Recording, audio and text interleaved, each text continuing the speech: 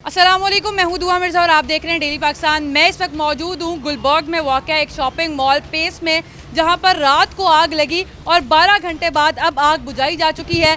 Cooling का अमल जारी है।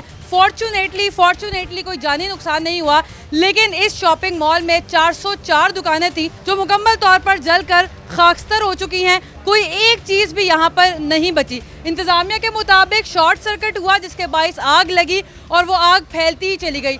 4 मंजिला ये इमारत है और 4 मंजिलों में पूरी तरह आग लग चुकी है। सिर्फ छत इसकी बची है। 25 से ज्यादा रेस्क्यू की गाड़ियों ने ऑपरेशन में हिस्सा लिया है और 60 से ज्यादा रेस्क्यूअर्स ने फायर फाइटिंग की है, जिसके बाद 12 घंटे के दौरानिया के बाद फाइनली आग बुझाई जा चुकी है। लेकिन यहाँ पर एक बात काबिले जिक्र ये है कि 11:15 बजे यहाँ पर इलेक्ट्रिसिटी बंद कर दी जाती है। लाजमी कूलिंग का अमल जारी है, इसलिए हमारे ऊपर पानी गिर गया है। आग बुझ गई है, इसलिए नो ऑफेंस। काबिले जिक्र बात यह है कि 11:15 बजे रोजाना यहाँ पर इलेक्ट्रिसिटी बंद कर दी जाती है, लेकिन आग लगी तकरीबन 12:40 पर। तो अगर इलेक्ट्रिसिटी बंद थी तो शॉर्ट सर्किट कैसे हुआ, इसका जवाब शायद तहकीकाती टीम में ही बता सकेंगी। हफीज सेंटर में भी आग लगी, तब भी हमने देखा कि कोई सिस्टम मौजूद नहीं था। ये भी 4 मंजिला प्लाजा है और बहुत पुराना प्लाजा है।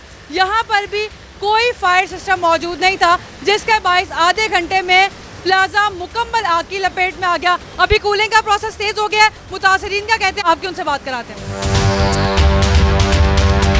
नाज़रीन, मेरे साथ वो दुकानदार मौजूद है जिनके सामने उनकी ज़िंदगी भर की जमा पूंजी जलकर राख हो रही है और बिल्कुल बेबस खड़े हैं। इतना पुराना शॉपिंग मॉल है, तो पहले से कोई सिस्टम ऐसा मौजूद नहीं था, कोई इंडिकेशन नहीं थी? कुछ भी नहीं था इधर जी। इधर सिर्फ जो है ना तसल्लियाँ दी जाती हैं कि हम ये करेंगे, हम वो करेंगे। इधर कुछ भी नहीं था। मेन हमारा जो ब्रेकर है वो नीचे होता है हमारा, ठीक है। वो ब्रेकर 12:30 बजे वो ऑफ कर गए हैं, ठीक है। उसके बाद हमें 1 बजे फ़ोन आया जी पेस जो है ना आग लग चुकी है।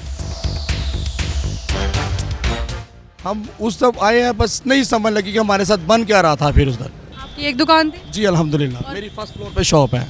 और कितने साल से थी? तकरीबन 11 साल से। कितना नुकसान हुआ होगा?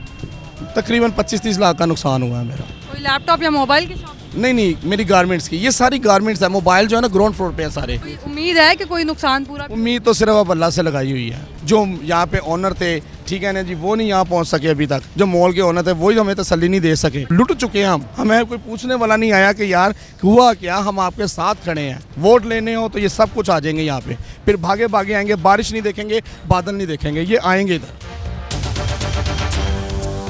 फीस सेंटर में भी आग लगी, हमने देखा, वो भी कहा गया कि शॉर्ट सर्किट है। इसको भी कहा जा रहा है शॉर्ट सर्किट है। फीस सेंटर में तो वो तारे जो ओपन है उसका तो हो सकता है। इधर ना कोई यूपीएस है, ना जनरेटर इसका बाहर है। इसकी मैनेजमेंट अपनी है। जो सामान तहसील के लड़के की है वो सारा सिस्टम उनका है। नवीद साहब मेरे साथ मौजूद हैं। इनकी शॉपिंग मॉल में 7 दुकानें हैं। रात को 11:30 बजे दुकानें बंद करके गए हम। तकरीबन 12:30 पौने 1 बजे के करीब फोन आता है कि पेस में आग लगी है। इधर आके देखा, ना कोई सिक्योरिटी वाला था, ना कोई पेस मैनेजमेंट का था। जो राहगीर था उसने कहीं फोन किया था 1112 वालों को, वो हमसे पहले पहुंच गए थे। गेट नहीं खुल रहा था, पत्थर की मदद से शीशा तोड़ा है और अंदर घुसे हैं। अंदर धुआं ही धुआं था, कुछ नहीं नजर आ रहा था। ग्राउंड पे देखा, फर्स्ट पे सेकंड तक गए हैं, कोई आग नहीं थी, सिर्फ धुआं था। सेकंड से ऊपर कहीं आग लगी हुई थी। देखते देखते वो सेकंड पे आई, फर्स्ट पे आई, ग्राउंड पे आई, देखते रहे और ये सारा पेस आपके सामने है। कितना नुकसान हुआ होगा तक? नुकसान का अंदाज़ा नहीं लगा सकता। जो जिसका था ना सारा कुछ जल गया, कोई नहीं निकाल सकता। सिर्फ 2 से 3 दुकानदार थे जो ग्राउंड फ्लोर से सामान ले गए हैं। बाकी तो सारे मुँह ही देखते रहे हैं कि उनकी जो मेहनत की कमाई थी वो जल रही थी। सर, आपकी भी दुकानें हैं? मेरी 2 दुकानें थी, आमने सामने थी, लेकिन हालात इस नौबत पे हैं कि अभी तक ना ही मैनेजमेंट की तरफ से जो कहलाया जाता था जी पेस मैनेजमेंट है, किसी ने रब्ता किया। मैनेजमेंट से हम लोगों ने जब रब्ता किया है तो मैनेजमेंट ये बयान दे रही है कि जी हमारा अपना 10 करोड़ पे अंदर ख़राब हो गया है। 4 करोड़ के एक्सीलेटर, 2 करोड़ रुपए का सोलर और 2.5 करोड़ रुपए का जनरेटर। उन लोगों को ये नहीं पता कि ये 400 दुकानदार जो बेरोज़गार हो गया है, इनका रोना सुने। वो कह रहे हैं हमारा रोना पहले सुन लो कि हमारा भी 10 करोड़, और वो जबकि 10 करोड़ रुपया भी हम लोगों ने ही पे किया हुआ है। तमाम लोगों की बातें आपने सुन ली हैं। कोई भी फायर सिस्टम अंदर मौजूद नहीं था जो कि ओवरकम कर सकता है, काउंटर कर सकता है फायर को। और इतनी तेज़ी से आग लगी कि आधे घंटे में पूरी बिल्डिंग को उसने अपनी लपेट में ले लिया और यहाँ पर मैनेजमेंट से हमने भी रब्ता करने की कोशिश की है, यहाँ पर कोई भी उनका नुमाइंदा मौजूद नहीं है जो उनकी तरफ से मौक़िफ़ दे सके। बहरहाल इन तमाम लोगों का यही कहना है कि इनको इंसाफ फराहम किया जाए और इसकी कंपनसेशन इनको अदा की जाए ताकि जो बेरोज़गारी इनके हिस्से में आई है उसकी कोई ना कोई कंपनसेशन हो सके। एक और स्टोरी के साथ फिर से मुलाकात होगी। अल्लाह निगहबान।